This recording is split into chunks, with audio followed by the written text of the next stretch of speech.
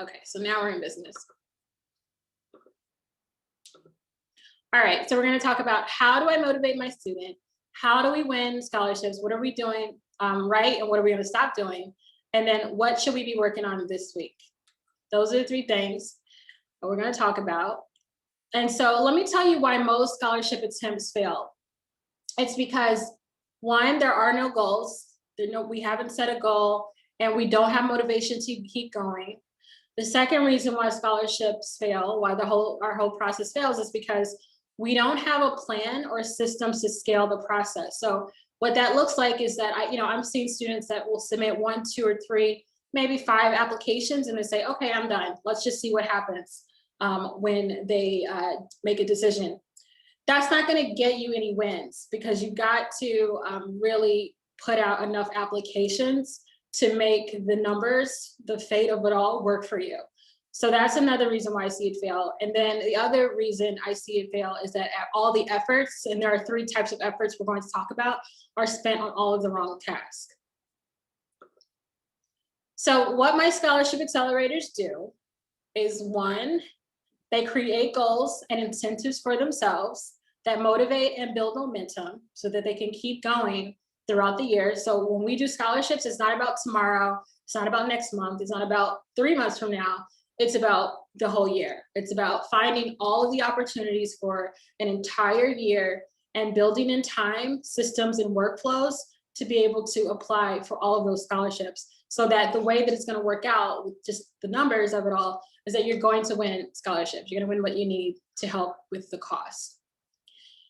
And then they also know what to do, when to do it, and they know how to do it. So there's no concern or questions about, Miss, I don't know what I'm supposed to do. Like, they know that already because we've talked about it. That's what we're talking about, what you're doing, what they already should be working on, and what they should be working on. So let's get into the first one. What are your scholarship goals? So in the chat, can you let me know if you have any scholarship goals? Have you expressed any goals? Have you talked about what your goals are with your student, like a numerical goal? That's what I'm talking about here, an actual numerical goal. Okay, and this is, what is the least amount? No, a lot of no's. Okay, love it, because it means you're in the right place. That means that you're going to be ready to receive this. Perfect. So how do you set your goal? A goal, in the portal, I've given you access to a cost calculator. So I want you to find that. Not now, but you'll go and find it. Or if you haven't found it, go find it. If you have found it, you know where it is. There's a search function in the portal where you can just put in the search college cost calculator and it will come up for you. And what that's going to allow you to do is put in your college's cost of attendance. I have an example that's coming up next, minus the financial aid that college gave you, minus the direct loans. I do suggest taking the direct loans, by the way, because the interest rate is very low. So at 2.75% and inflation being 3%, it's almost like you're getting free money. So I do encourage you, it's a personal decision, but it can be like free money. And if you do have a loan coming through and you get scholarships, you can get a refund of your account. So it's just something to keep in mind on like why it would be worth it to explore getting that direct loan, that $5,500 loan, if you have a first year student. The second year it goes up to $6,500, and the third and fourth year it's $7,500. So you can take out $31,000 in those direct loans altogether. They're extremely low interest. And then minus your contribution. So some people have worked out a contribution amount that they are comfortable with. You can put in 0 if you like, but how I like to refer to it as my comfortable contribution. So what can when I look at all of my expenses, what can I pay? Is it $500 a month, $1,000 a month? Because that just could reduce the amount of scholarships you have to look for if you know that you're comfortable, or maybe you have a 529 plan already, and that 529 plan, you're going to make stretch. Okay, we have a couple of people that are not on mute, so let me ask them to mute. Okay, so once you subtract those numbers, that's going to give you your scholarship goal. So just to give you an example, Louisiana State is my example. By the way, when you email me like scenarios, then it helps me give examples. So I did have a parent email me a question about Louisiana State, and so that's why I was able to use this one. This is exactly her exact scenario, except maybe not the contribution, but I made that part up. But the cost of attendance for Louisiana State is $41,177 a year. Her student got $15,000 a year in financial aid, and she also got that direct loan. And then let's just say that she decided that she can pay $5,000 a year, then that would leave her with an annual scholarship goal of $15,677. So do you see how I did that? We'll go into why I did that, but now we have a tangible goal here on what we're actually aiming for. And this is what young people need. They need a number to hold them accountable. So that's like, this is the most important first step, is that you really figure out and get clear on what the goal needs to be for the year. And it is the year, because the way you're billed a semester-based school twice a year. So let's say if you don't get enough scholarships by August, it's okay, because you have all year to add money to your account. It's completely fine, and you are usually able to talk to sponsors about when you like the money to come in. So I don't want you to get so worried about that. I want you to worry about what you're doing for the year. So this is our annual goal that we're working towards. So once you figure out your actual numerical goal, then it's about how many scholarships are we looking at. So if the average award is 2,500, so this means some awards are going to be 1,000, but there are awards that are $5,000, $10,000. So just the way that the numbers could work out is like, let's say this is the average amount. This is the average amount of an award. Let's say the success rate is 20%.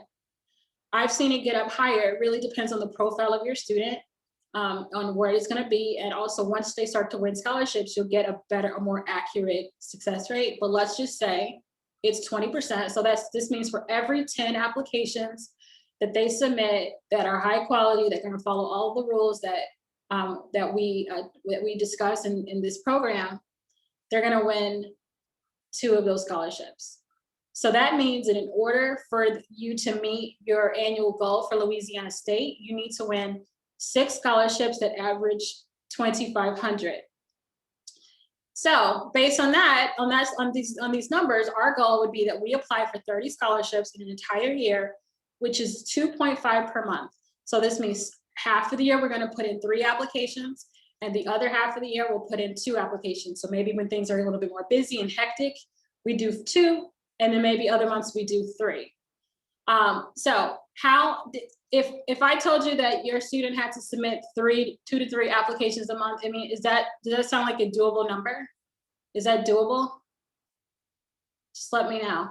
And I see some questions here too. Okay. Yeah, I think it's doable. It's extremely doable. Okay, let me go back up. Let me see. Oh, we got some questions coming in. Okay. All right. Sorry, I have to scroll back up. Okay, so Alex says, can we use scholarships to pay for room and board and books? So usually a lot of the scholarships don't have the stipulation like that, where it's only required for tuition. So that's something that you would talk about with the sponsor, but I usually don't see them restrict on room and board, because that's part of the cost of tuition.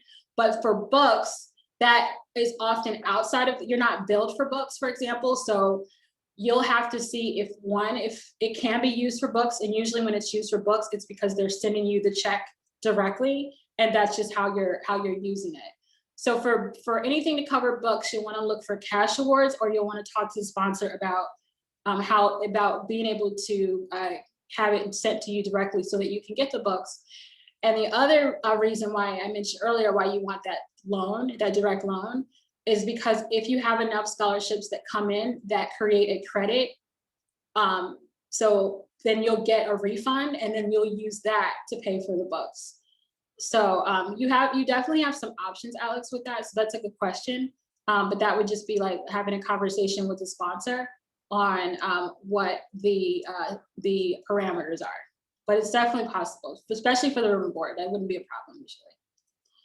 All right, Nihal says, we check the calculator sheet, but we do not have many of the required inputs. My child is a junior and did not close of the school yet, and we do not know how much aid we're gonna get. So if you don't, you have to know those numbers. I think what you can use is there are resources that can tell you the average award amount that that school gives. So you'll just have to use like a lot of hypotheticals based on the data that the school has on their website for your students. So they usually have that. They'll have like, this is the average award the students receive. So you put that number in, and then you would put what the cost of attendance is for that school and kind of come up with a rough figure is what you would do there. Yes, Michelle, that's exactly it. We're going to recycle essays. That's exactly it. That's what we're talking about next week is two things. I'm going to give you guys we're going to go through a formula on how you put together a personal statement that tells a compelling story. And then we'll talk about a winning essay writing formula that students can just use for everyone. And then once they have their baseline essays, let's say there's 4 or 5 baseline essays, you just use those over and over again. So that's exactly it. That's part of the system. Yep, so two to three a month, that would be for this student. And the more age you need, like let's say you're in a situation where you have a $30,000 gap, then you might have to double that. But even still, when you're putting together systems, we have boilerplates, then students can do that. Or then maybe those students are really aiming after the bigger scholarships so that they can get there quicker. All right, Deshvanique asks, how much time should we dedicate for searching and writing? Yes, we're gonna talk about that. That's coming up. And so hold tight. And how to calculate financial aid when our student is still a junior. Okay, we answered that already. So if your student is still a junior, you're putting in the schools, it's a hypothetical. It's let's say they want to go to Howard, you know what the cost of attendance is for Howard. You know, you can look up what the average financial aid is given, and then that's how you would do the hypothetical. So you would have to create a hypothetical situation. All right, these are great questions. These are great questions. Let's keep going. Okay, so stating a goal, why this is important is because stating a goal gives your students something tangible to work towards. I just have always found that young people, they don't do well with the ambiguous go find scholarships. They do better with, okay, I need to find this many scholarships for this amount. And the reason is because otherwise I can't go to the school, or I'm gonna have to take out a lot of student loan debt. And when you put the numbers in that cost calculator, it actually shows them how much the student loans cost. So that, I had a parent tell me the other day that after her student put all those numbers in, she actually decided not to go to one of the schools in her list. It helped her choose a better option because she saw how expensive it would be. Okay, Michelle asked, I'm worried about an essay that asks about adversity you face for, I guess it's the suburban teens. Is that suburban teens? Because I work with mostly suburban teens, and we can answer that question for sure if that's what you mean. So I got you. We're going to give that type of it. Yep, I got you. That's exactly what we're going to talk about. Absolutely. We're going to talk about the different types of essays that come up, and I'll show you how we answer that adversity question when you have a child that seems a little privileged in terms of they're not low income, they haven't had a lot of challenges, but every young person who's going through adolescence has some sort of challenges. And so we'll talk about it, and I'll show you some sample essays that can get at that problem. So I love that. Thank you for bringing that up. All right, so here's what a scholarship goal will do. One, it can trigger new behaviors in a young person. So it can show them on how to do more of what works and then do less of what doesn't work so that they can meet their goal. Now, this is an over time type of thing. So, if you're submitting 1, 2, 3, 4, 5 applications, it's not going to trigger the behavior. The behaviors come when they start to not win scholarships, and then they reach out and they ask, why didn't I win the scholarship? Can you give me some feedback, please? And then this person tells them, oh, well, let's say, to Michelle's point, well, we read your essay about adversity, but it just doesn't seem like you have any problems here. So we would like you to choose something a little bit more compelling, maybe something like this or something like that. So that student's going to take that feedback and they're going to incorporate it in the next time. So as you put stuff out and you see that it doesn't work, it's stopping, reflecting, and starting to do what works better. I'm going to give you a head start and tell you already what not to do, but you'll learn and refine as you go along. The second thing that it does is that it gives young people focus and purpose. So it allows them to align their weekly efforts to hit these targets, and it fosters grit and determination because they got a goal. And let's say they win some scholarships, and I've heard good news from families already that are sharing, okay, we know we gotten some news on some scholarships. That builds momentum, and that's the third piece, is that as students begin to win, it builds momentum so that they want to keep going towards that goal. If they win 1 or 2 scholarships, you don't want them to say, okay, I'm done. No, you want them to know the numerical goal that they have to hit, and then once they hit that goal, then they're done. So that's why that goal is important. And so those series of small wins, and so when I talk about small wins, I'm not talking about actually awards. It's the little things that they do. It's you spent 4 hours on scholarships, on applying to scholarships on Saturday morning. That's a win for them. It's you found new scholarships to put in your scholarship tracker. That is a win. Those are things that we want to celebrate. Is when they keep doing these little micro activities that they're going to configure themselves up to a bigger win. And I like to call it dollar karma. So it's something interesting that when you start to do a lot of things that are right, when you start to be consistent, allocate the time to research scholarships using a variety of strategies. When you begin to write essays and refine your essays, when you begin to network and reach out to scholarship sponsors, opportunities just keep coming to you because you're putting out all of these good things in the universe, and it's just going to come back to you. So that's why I believe in let's put a lot of stuff out, and then we're going to see what comes back. And then as stuff comes back in, you're getting that feedback, and you're refining and refining and refining. And we're not so laser focused on one particular scholarship. I don't want students to have any emotional attachment to one particular scholarship, because that is kind of like the death of this whole thing. They almost have to detach themselves away from the individual scholarship and focus more on the big goal. And the big goal is that I'm just going to keep moving, getting stuff out. Does that make sense? I want to make sure that makes sense. If you have any questions about any of that, let me know. But the biggest takeaway is have a goal, and we're going to configure our efforts to meet that goal. That's what we're going to do. Okay, perfect. So other things here is incentives always motivate young people. Oh, I like the yes. Yes, they need incentives. Okay. So I'm going to talk to you about 3 ways that I've seen parents incentivize their students to do the scholarship stuff. So the first way, and I talked about this earlier with a parent, but I said, so I said, yeah, I definitely want to make sure I go over incentives with you all, because it wasn't even something I had originally in this presentation, but then it dawned on me that I have to add this in because this is really important. It goes with goals. So matching is a really good way I've seen parents incentivize their students. So they have money set aside. So let's go back to the LSU example. Let's say that this parent has decided they will contribute $5,000 a year to their students' education. But the only way they will release those funds is by a dollar for dollar match. So for every scholarship dollar you win, I will release those funds to you. And that means less student loans that you have to take out for yourself.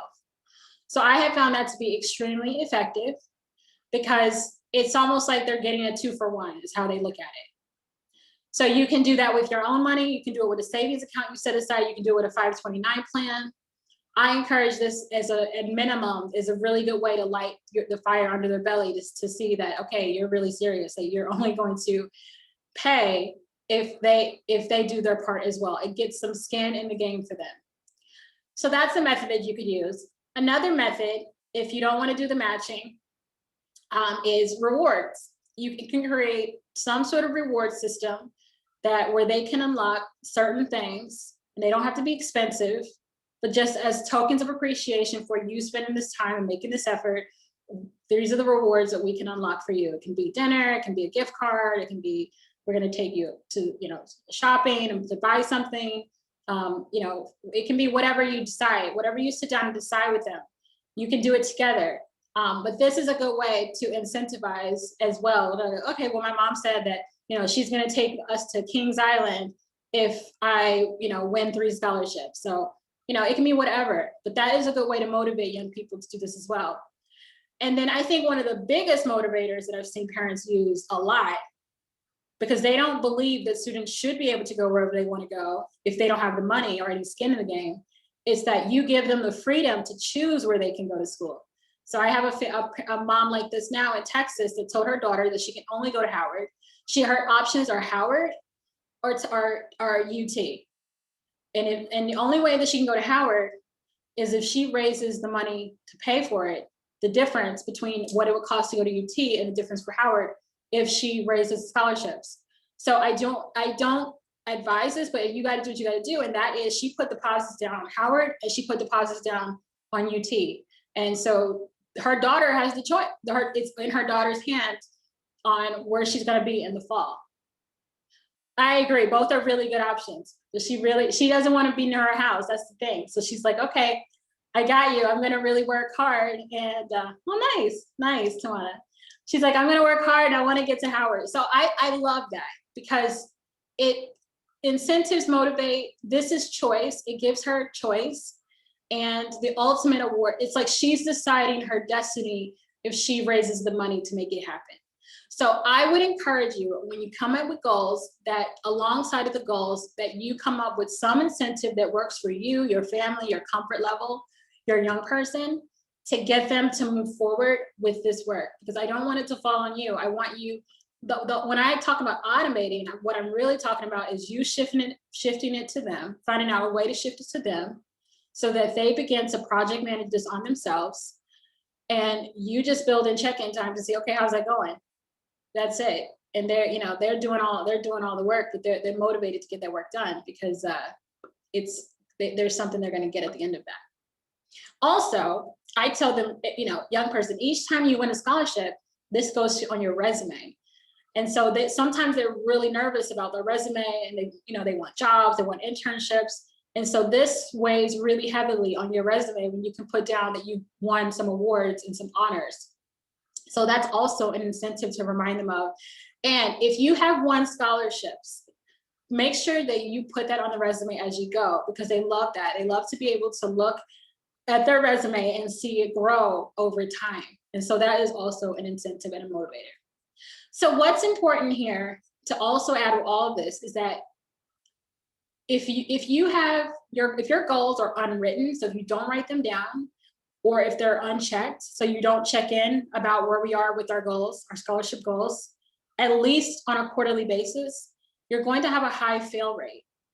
So this is so important. I know we know this in our own professional lives. We know this already. So when I'm talking to you, I know that I'm talking to your young person, because I know that if they don't know this and they have to do this, they have to write these things down and they have to be checked in on, okay, where are we with this? So I have in the portal for you a formal agreement that you would put together with your young person.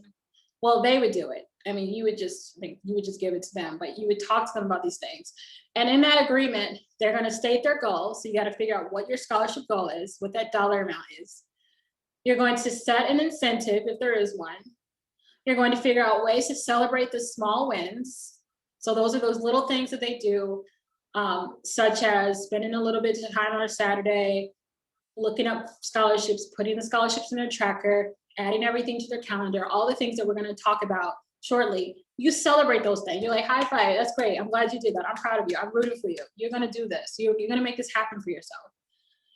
And you build in those checkpoints. So when are we just sitting down and touching base on where you are with scholarships? How can I support you? What else do you need? That's what's important there.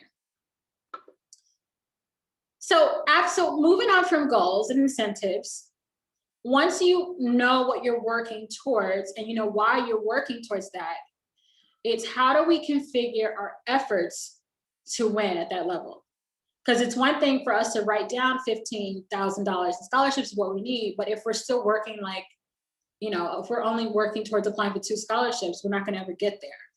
So I'm going to show you how you work with them to configure their efforts to actually get the results. So outcomes are related to efforts. They are directly connected. Remember that dollar karma is real. You put enough stuff out there, you're consistent, you're doing all of the right things, the money is just going to come. Just how it works out. It's going to come. Because guess what? Other people aren't doing the right things. Most kids are doing the wrong things. They're just kind of trying to figure it out, but you're there as your child cheerleader and you want them to do the right things. So that's what we're going to do here. So someone asked about time earlier. I recommend setting aside at least 4 hours per week on to begin with. As you go along, let's say 4 months from now, you don't need that much time because you're already going to have your templates, you're going to have that feedback, you're going to know what works and what doesn't work. But start with 4 hours a week. You know, let's figure half a day on a Saturday or a Sunday. You know, during breaks that's coming up, you can set aside the time. I think it's really easy to find 4 hours a week to work on these things for a student. And then you set up these systems to organize, track, and you follow up on these scholarships. You put in work doing the right things and you rinse and repeat. So time effort. So there's 3 types of efforts that I talk about. So first there's the time effort. So that's spending enough time on the scholarship process. So the biggest problem we talked about earlier is that people don't spend enough time on it. They spend a couple of hours, like they might go in hard on it in the beginning, like for 2 weeks, and they're like, oh, this is exhausting, and they give up. You're gonna commit to putting in the time. So you're going to put on the schedule, your students blocking out time on their schedule where they're gonna work on scholarships at least 4 hours a week or more. It's somewhere between 4 and 8 is like ideal. So if you can get 8 hours a week, like a full day on a Saturday, so that it's part of a part-time job, that would be amazing. That's gonna really lead to some traction. It's being consistent, using school breaks and weekends, and it's creating time-saving templates to be efficient. So as we create stuff, applications, resumes, essays, it's all templated. It's all written in a way where we can just insert anything. Like it's not so specific to the sponsor. We try to write in a way where it's going to check all the boxes on the rubric, which we're going to talk about next week. We'll talk about rubrics. But then that it also can be used over and over and over again. Okay, so that's the way. So I was talking to a parent about this earlier. It's not always about who writes the best. It's about who checks all the boxes. So that's what templates are going to do. It's going to allow us to check all the boxes. So that's going to be our time efforts that we do. We spend time on high quality documents that can be templated and used over and over and over again. Students should do this for scholarships, but they should also do this for college when they're writing papers. It's like the same type of thing. Systems efforts. So this is when you're creating processes to avoid forgetting, missing out, or learning too late or not submitting enough. Does this sound familiar? That you find scholarships and then you realize that it's due in like a couple of days, or you found it too late and it was like, oh, I wish I would have known about that, and you find out too late. Has that happened to people? Let me know. Yeah, I know, it's like the most frustrating thing. It's frustrating. So we want to avoid that. So this is why systems come in, is because you want to prevent learning too late. And then if we do learn too late, it's okay, because we're looking at things a year out. So here are my key 3 systems for avoiding, so that I don't forget, our kids don't miss out, they don't learn too late, and they submit enough. Is Google Suite, which is my best friend. And I know all your kids know how to use it. So this is not going to be a problem on how to use it. I'm just going to give you some best practice tips on how they would use it for scholarships. The scholarship tracker, which you have access to, and it goes a year out. So we're not focused on, it's not like a jumbled thing of like all these scholarships in one sheet. It's one sheet per month. And I'll show you how, when we're doing research, how we're looking for scholarships, so that it's not so much about finding things that are due next month or this month. It's about finding things that are due for the full year. So we know what's coming and we're preparing ourselves for what's coming. The more lead-in time you have for scholarships, the more likely you are to win, because you're going to have all this time to get intel that other people don't have, from the sponsor, from news alerts, and from all kinds of things.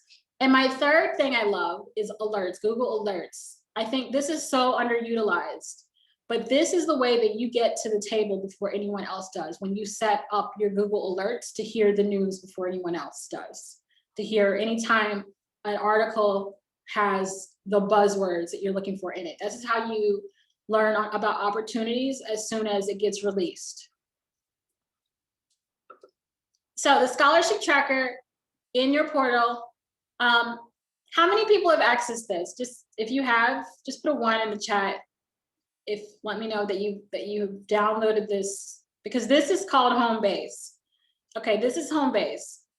All right, this is where you put in all of your opportunities as you find them. I don't want you doing any research unless you have this also in front of you, because what happens is that you're looking up things and you find something, and then we don't want it to get lost in your email. Okay, thank you. I'm going to I'll connect with you then, Lenny, so that you have it. I will DM you the link for this, because I want you to have access to this. But this is where you, as soon as you find opportunities, you put it right in there. Your young person puts it right in there. And this is Homebase.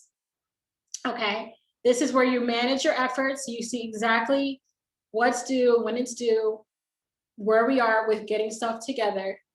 And it's month by month. So if I'm doing research and I find something that's due in November, I'm not Xing out of that and saying, oh, I'll just come back to it. I'm actually going to pull that scholarship and I'm going to put it in the November tab. I'm putting things in the December tab. I'm also color coding so that visually I can see what's going on. So if it's green, it means I was awarded that scholarship.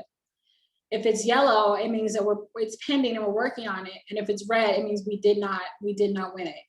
And we want to track all these efforts, because then if it's red, we're going back and we're connecting with that sponsor and figuring out what's going on. And if it's green and we were awarded it, we need to see this whole thing through.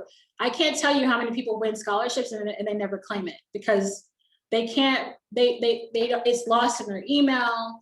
The sponsor doesn't necessarily do any follow-up with people who won. Like, let's say you win the award in January, but they're not going to give you the check until August. It's like you don't want that stuck in your email. You need to have this on a tracker so you know exactly what the instructions are to claim those awards. So this tracker is like Homebase, and you'll be able to use it year after year after year, especially with opportunities where, let's say you apply and you don't get it, but you can apply next year. So you'll already have that on your tracker that, like, okay, I found this scholarship and I can apply next year for it. I don't have to go research it and try to find it again or forget about it.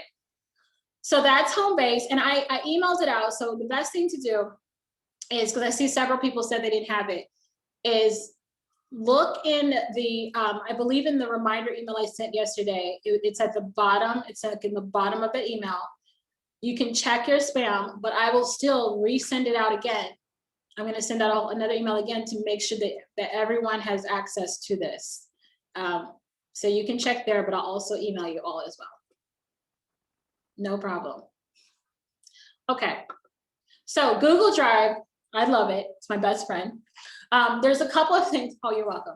There's a couple of things that you're doing in Google Drive. You're using the Drive to store and organize documents. I don't want students using their computers. I don't want it on in their emails, which they do, or on their, worse is their text stuff. They text like scholarship stuff, which is crazy. I'm like, don't text this. So I want it to be in the Drive, and using Google Docs, Google Sheets, using all that stuff.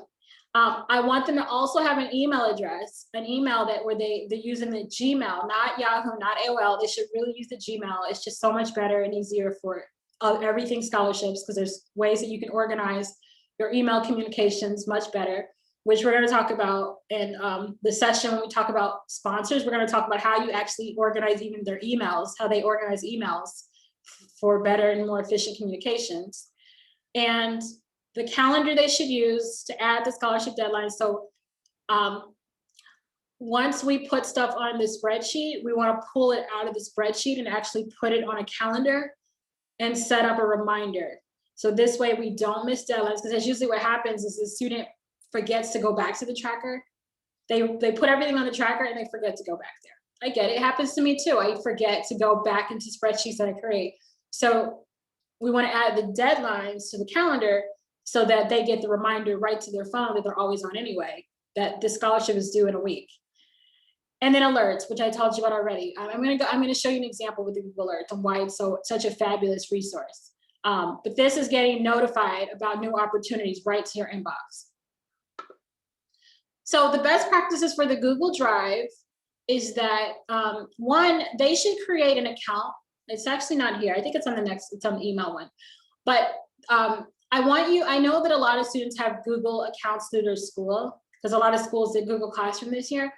I don't want you to use that one for scholarships, because we don't want to, because one, that account's going to go away when they graduate.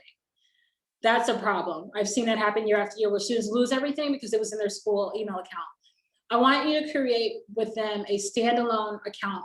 They're an account that they would only use for scholarships, only because we're going to be using this for communications, for organizing everything. You want to keep it clean. We don't want it to get mixed up with anything else. Just have a dedicated account for scholarships. I have like 8 Google accounts. I'm sure you probably have several accounts too that you use for different things. So I would just have my own scholarship account that we use as email for scholarships. We use this calendar for scholarships. We use this drive for scholarships. It's just all about scholarships. And in this Google Drive account, they're making a scholarship folder. And then there's, in that folder, there's one individual subfolder for each scholarship. And in those individual folders, they're making they're saving the draft documents and the final submission. So that's kind of what they're doing. I think that's really straightforward. It's just one folder per scholarship, and then making sure that that folder is only used for scholarships. Absolutely. You're having, you just have one account, one Gmail account that's only for scholarships. So they don't use this Gmail account for anything else.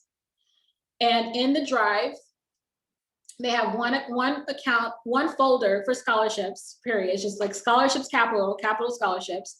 And in that folder, they have one folder for each scholarship sponsor. So they don't mix up scholarship applications. It's Wendy's has a folder, Burger King has a folder, AKA has a folder, Delta Sigma Theta has a folder. Each sponsor has their own folder. No problem. And in that folder is where they're keeping their documents that they're working on. So we don't want to mix up stuff, because that's the worst when I go and see students so disorganized. It's like they're having to hunt and look for scholarship applications. It's like, it should all just be in this folder. That's it. And then another type of folder that you're going to have is just a templates folder. So this is where, as we go, we put together essays. You already have a resume template, so that you can just add to your template folder that I provided to you. You're going to have templates for emails. You're going to have templates for other types of correspondence to recommenders. You're going to have recommendation templates. That's you just put in that folder. This way, when an opportunity comes up, you're not rummaging through old essays. You're just going right to your templates folder and saying, oh, I can use this, pulling it out, and then you're just updating that template. That's what we do to save time. When we're labeling files, you can use something like this. The reason why I like to label it organization, scholarship, amount, and date is because I don't want to necessarily, when I'm looking at files, I don't want to have to necessarily click into it to see what it is, because that just drives me crazy. So you just label it. You don't have to stick to this. This is me. I mean, I kind of micromanage things, but you can label it however you'd like. But I'm giving you an example of how I like to label it so that I don't have to click into the file and see what it is. I can look just from the title. Okay, this is a scholarship application. This is a scholarship application for Wendy's. It's due. This is the due date, March 31st of 2021. And also the reason why I like to label it this is because there is a search in Google Drive. So if I put in Wendy's, it will just kind of come up easily. Oh, that's a good question. Yeah, if you would rename it if absolutely. Like if you have to download it and save it as a PDF, then you might want to rename it like with your student's name, for example. So that is a good point, actually. So this is naming for my filing system. What Michelle brings up a good point is that you might want to rename it for when you actually submit it, because sometimes, you know, they might want your student's name, for example, in the file name as well. So, or they might have particular ways that they want you to name it. They might say, make sure you name your files this way. So definitely default to that. That's a good point. So this is only for organizing. The other thing I would advise is share with a second account. So I would say the second account should probably be your account if you're okay with that. If not, then it could be another account that they have. But this way, we don't have to worry about a disaster happening, which happens. And that's the worst, like it gets lost, or the student can't get into the account because they lost the password. I mean, how many times has your student lost a password, right? I hear it happen all the time. So that's why a second account would be good, just as an insurance policy, if that would make sense for you. Some people, they don't need it because they're like, no, my kid's good. They're kind of figured, they're on top of this stuff. But that's just always my insurance policy. My students are by design, I am their second account that they're sharing it with. So I can't tell you how many calls I've been on with students. We're doing essays, we're doing college stuff, and they can't find files, and they ask me to send it to them. So I'm like, okay, good thing you shared it with me because I'm able to find it. Okay, another best practice with email. So we already talked about you want to set up another account. It should be a professional account. I know sometimes students, their private email accounts don't have their name in it. So at the very least, you'll set that up separate from school or personal. And when you're labeling emails, and I don't want to go through this now, but I'll do a visual for you on how you help them label their emails. But when I label emails to people, then it's by month and year, because I want to be able to go back and see exactly who I spoke with. And then also by sponsor. So in case a student needs to refer back to a conversation with a sponsor, because you don't want to mix up sponsors. That could be the worst. So, or you want them to quickly be able to find, maybe there's instructions in there on an interview, or maybe there's instructions on how to claim an award. It needs to be cataloged in the email and easy to retrieve and to find. So that's why we do this sort of labeling system on the email, but we'll go over that in the 4th or 5th session on how you do that. But just know that that is one of the things that's a best practice when you're building a system with your student. It's labeling these emails for easy retrieval. So let's go to Google Alerts now, as this is my favorite. I love Google Alerts. I have Google Alerts for everything. And what it is you'll set up, and I can actually show you because I have it here. So I set up an alert a few weeks ago, scholarships for African-American women. I put it here. So you put it here, and you go to google.com/alerts, and you can put an alert for anything that you want to hear about as soon as it's released. So I put my name in here, the name of my company. I'm getting into crypto now, so I put Coinbase in, coronavirus, all these different things. And then I put in recently, I put this in like 2 weeks ago, scholarships for African-American women. Now already I've gotten alerted for about 3 opportunities for scholarships, but here's one that I was like, oh, I could actually apply for this if I was a student. It's the Alliance for Women in Media Foundation. They just opened their scholarship program, and there was an announcement in here. So I just set this up like 8 days ago and already got an alert for a scholarship. So with those qualifying profile terms that I talked about in our session, our earlier session, that's what you're putting into the alerts. Because then when the Google, when it hits at these specific terms, it will send you listings. Not everyone, I got like 10 listings. Like, let me see how many I got. So actually you can click in and you can see it gives you a history of what you got. And I got like 10 things here maybe. And only one of them actually included a scholarship, but I would have missed that scholarship because I wouldn't have seen that anywhere else. So that's why you do this, is because this is what allows you to be the first to know about opportunities that you maybe would have learned about too late. Okay, Edna asks, if my daughter is a junior, do I put that word in Google Alerts also? Absolutely, you put anything in there that you want. However, the reason why, like going back to this example, the reason why I kept it more general is because they might not have put, so this is a good question. Let's say that it was a scholarship that is for seniors. Your daughter's going to be a junior next year, and given that we're looking way out, I don't want you to limit yourself just to that, because she could put it on her application, on her tracker for next year. So with the Google Alerts, it's actually better to be more general than specific.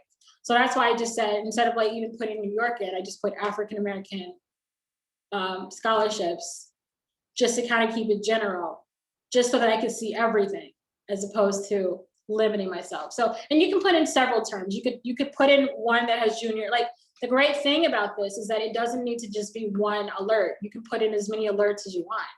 So you can just put in 100 alerts if you want to, and just to make sure that you're getting alerted on all these things that could potentially have scholarships in them. So hopefully this is a helpful strategy. I really want people to use this strategy and let me know how it goes for you, because I think this is a real gem. Okay, my daughter is currently a sophomore. Can she technically be applying for scholarships for juniors in the summer? Yes, because she would be a rising junior. So absolutely. Absolutely. And that's a good, when you're reaching out to sponsors, by the way, if they don't make it clear on who it's for, you can reach out and ask them about the grades as well, because sometimes they don't really put it. They'll just keep it vague. And so I would just ask them. Sometimes they don't get enough applications, and so they open it up. So I would definitely just ask. That could be a question that you ask them as well. All right, so work efforts. So work efforts means working on the right things that actually leads to wins. So that means searching for real scholarships every month. So that's a monthly basis. It's not looking just one time. It's setting time on your calendar where a student's gonna look, and they're gonna return back again that next month and look, and come back again that next month and look. When you look one time and then don't look for many, many months, and that's when you miss stuff. So it's making that routine to consistently look on a monthly basis so that you do not miss opportunities. It's also writing high quality boilerplate responses and crafting applications that meet rubric guidelines. So next week, we're gonna talk about these boilerplate responses. And I'm also going to talk to you about how you build a rubric. Now, scholarship sponsors don't always give you a rubric. So a rubric is how they're going to judge your application. I'm going to teach you how you create your own rubric so that you can self-assess your application, that you've hit all the points, because that's what is an important step. So that when you submit your application, you feel so good that you're going to win, because you're like, I'm who they are looking for. And I wrote that response to hit all of these various points. And we'll show you where you find those clues on what those points are. And the third piece is connecting with and building relationships with scholarship decision makers. So that comes later as well, but I wanted to present this to you now because this is all part of your system building, is that you to be working on these things. Like, you haven't covered the bases unless you found real opportunities, you've done the templating and the rubric making and your networking. All of this is part of ensuring that you're going to win, is what we're trying to do. So the last question that we're going to talk through tonight is very quick. It's a few slides, then we have time for some questions, is how do I know what to work on? So I hear this a lot. So part of this is just recapping what we've done already. And so that's what you're working on in these next moving forward, is what we've already talked about. So doing this and not that. So we talked about, this is where you find real scholarships. Your high school counselor, other websites, local businesses, Google, the Google alerts, and Google also using those qualifying terms. I know someone in the group, I think it was Lisa in California, mentioned that she's already found 2 scholarships that she didn't know existed, and they're due later in the season. They're due, she said one's due in August, one's due in November. But that's yes, that's exactly it. It's like, that is the power of using Google, is that you find these hidden opportunities and you have lead-in time to apply for them. It's through networking, it's through that 501c3 research. So I have a video for you in the portal where I go through how you find all the 501c3s in your state who are giving out scholarships, and I gave you a template that you can use to email them to ask for the information about it. It's your employers, and it's all those other things that I talk about. So Lenny, this actually deck is already in the portal. So I'm gonna make sure you have access to it after we're done. It's already there for you. The slide deck and all the worksheets that go with this lesson are already there. And then tomorrow, this video will be there for you. So that's what you're doing. You're finding these scholarships. You got to find where the money is. And what you're also doing is you're working with your young person to schedule time to work on scholarships. So let's find out what that 4 to 8 hour per week time slot, what that is, and what they're doing is spending 25% of their time on research, 50% on applications, and the 25% on the networking, on the emailing, on the asking the questions of the sponsors. That's what they're going to be doing. We're going to talk all about that, but this is just so you know now what they should be looking at. Oh, you're welcome, Lee. Okay, so Deveshnik asked, what is the Google QP? So Google QP is using the qualifying profile terms that I talked about, those key terms in our earlier session, and putting those into Google.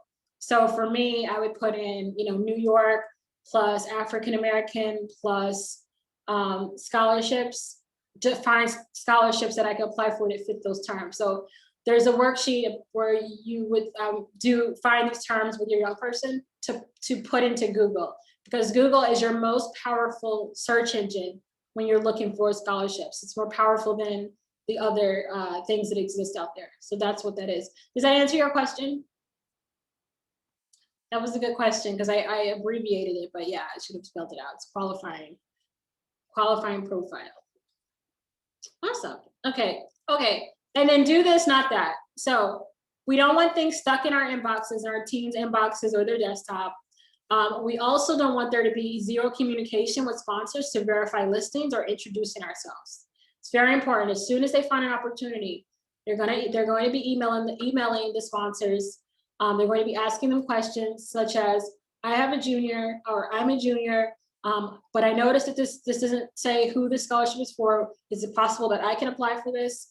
Letting them know that I'm very excited about this opportunity, and I would love if you could tell me if there's anything I should do to strengthen my application. Is there anything you're looking for in particular in a winner? Those are the kind of communications that can help you win. So we don't want to not do that. We want to be doing everything that puts us in a position to win. So it's setting up that Google Drive to organize and manage our files. It's using that tracker, and it's organizing our emails to manage all of that networking that has to happen. So here's where we are. This is the success pathway. So step one, we've already talked about about you're finding and following the money. This is what you have. You have all the resources to do this. And the second step is creating goals, motivation, and systems to scale your outcomes. So here's where we are. And moving forward, the next time we meet, we're going to talk about how you make that case for funding.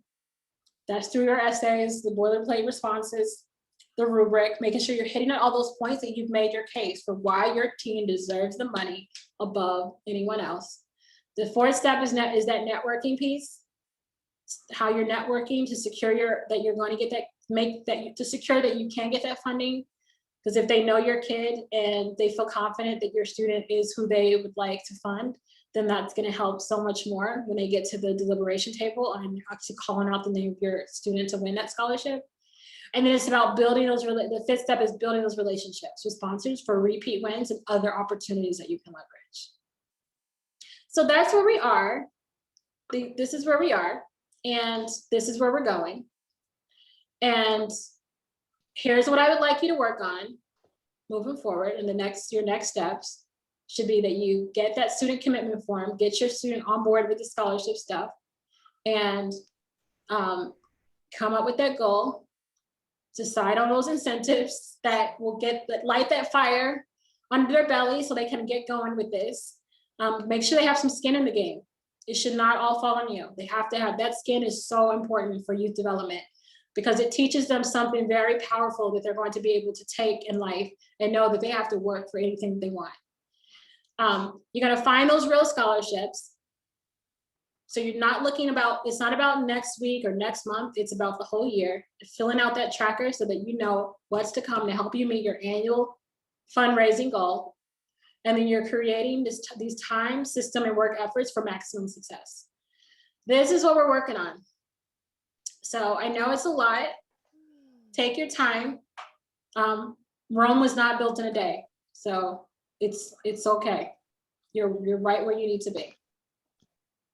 Okay, so let's see. So you have some questions. So when doing a Google search, does the student search for home state or where they will be attending? Actually, they can look for both. Barbara. So they can look for home state if you have an underclassman. So if you have a 9th grade, 10th grade, or an 11th grader, they're gonna wanna focus on the home state. But once you have a rising senior or a current college student, they can look for their home state, or they can look in the state where their school, where they're attending college. That's a great question. Oh, Shaquita, yes, this is recorded, so you'll be able to watch it. Okay, so Dorcas asks, the success pathway is a good guide and maintains order between things. Exactly. Yes, I am going to try. I'm going to try my hardest to refine and make this as easy as possible. And I'll probably go back. You'll see me backtracking and adding more layers on things. That's just because I didn't want to overwhelm you with too much information. But as we build, I'll kind of go back and add some more details that's going to help you. Awesome. Okay, do we have any questions about any of this? You can ask a question. You can also make sure in the Facebook group, that's a really good place to ask questions, because when you ask questions in the Facebook group, then that means that when I give a response, everybody benefits, because other people might also have that question. So that's why I set that up, so that there's a place for you to, you know, put your questions in, get them answered. And then also people are posting, you know, their wins and things that they're working on. I am going to ask you what you're working on this week, tomorrow. So be thinking about, of all these things I presented, you know, what are some of the things you're going to be working on this week? Are you working on getting your student to come up with a goal? Are you working on incentives? Are you working on finding real scholarships and filling up your tracker, which is on the portal? And or are you working on building out these systems so that you can configure up the efforts to be able to put as many applications out there and make that windfall happen for you? Okay, so Lenny asks, students can apply for scholarships in the state where they will be going to school. Yes, absolutely, absolutely. They can do both when they're in school. So if you have a rising senior who knows where they're going to be attending school already, they can begin to look for scholarships in that state. And they can also still look for scholarships in their home state as well. So they kind of have two homes at this point when they're already in college. Yep. It's a good question. Okay, so here's what I'm going to do. I'm going to, because I just don't want to clog up people's inboxes, I am going to put the link to the portal in the Facebook group. So I'll put it there, and the username and password is just your email address. So, and I'll put that, it's just, I won't put your email address, but I'll put it, that's what it is. And that will, this way, anyone who doesn't have it can access it there, and I don't annoy people in their inboxes. I try not to send a daily email because I don't want to overwhelm anybody. Okay. Okay, so I'm going to stop sharing. And was this helpful? Just let me know if this was helpful, overwhelming, if you have more questions, confusing. I love feedback. Okay, good. All right, yes, you have to get to work. I know, I'm sorry it's overwhelming. I'll try to not, like, ugh, I know. I'm so sorry. I always feel bad when I meet with my students, because like they're like, Miss, this was good, but now I have a lot of work to do. I'm never gonna have a life. So I'm sorry. I'm sorry. I'm sorry. Ayana, I'm sorry. All right. We'll get there. We'll get there. If there are things that you found to be particularly confusing, overwhelming, definitely let me know. Let us know, and then we will get you there. I don't want to leave anybody behind. I want to make sure we all are in a good place. All right. I am gonna go. I have a little one. She's 17 months. I'm gonna put her to bed. But I appreciate it. Oh, what's the Facebook group? Oh, Dion, let me, you know what, all right, I am gonna send that debrief email out then. I am gonna send it out because I wanna make sure you get everything. Okay, I plan to do a lot of work to help my daughter. Awesome, yes, the kids have to be involved.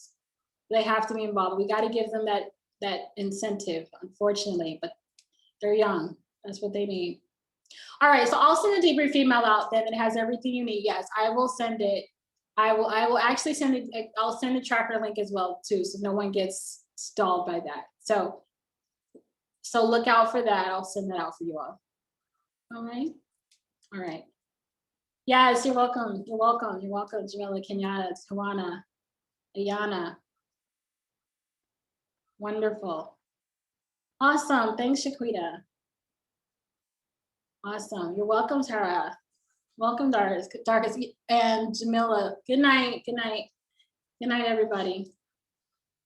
I appreciate you all.